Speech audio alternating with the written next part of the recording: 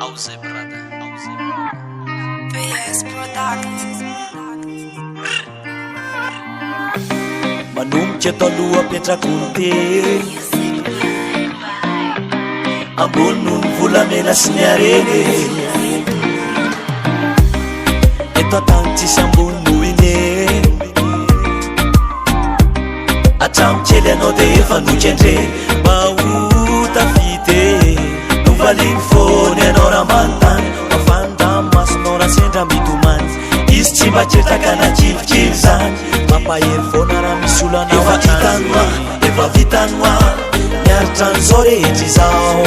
efa hitanoa efa vitanoa tady zay rehetra soanao efa hitanoa efa vitanoa fitiavany rehetra fony anao efa hitanoa efa vitanoa na fony endrehetra ho anao novaliny fony anao raha manontany mafandramy masonao raha sendra mitomany izy tsy mba ketraka na kivikivy zany mampahery foana raha misy olanao antrany hoe nelylaina fony fitiavany io anao na vita niaritra reo titratitranao tsy niavy nisy fanomeny zay tinao nomeny apitsikina satry tiny anao mafanirine faniriny alohanao any mba hotafify satry ny ahitany endrikao mitsikitsiky tiny anao fa tena fahasambarany eto atany tena teny akoatranao aloha de efa hitanoa efa vitanoa miaritra an'izao rehetra izao efa hitanoa efa vitanoa tady zay rehetra soanao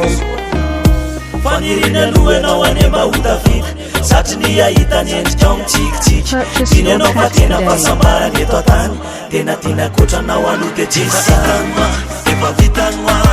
miaritra an'izao rehetra izao efa hitanoa efa vitanoa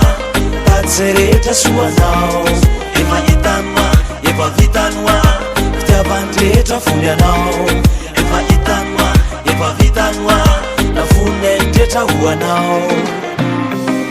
zao ny afatro am'lahany eriaka ny lalana andalovanao any malambe raha mbola verindreny aloha de atsao tsara azavarina mirendrarendra sodetara feo fitiavany izy karakaraho aloha izy raha tokamarary mafondramy masony raha totso mitomany tsy mila zavakafa fa fitiavana ihany tsisano ilainy fa fitiavana efa hitanoa efa vitanoa miaritra an'izao rehetra izao efa hitanoa efa vitanoa tady zay rehetra soanao efa hitanoa efa vitanoa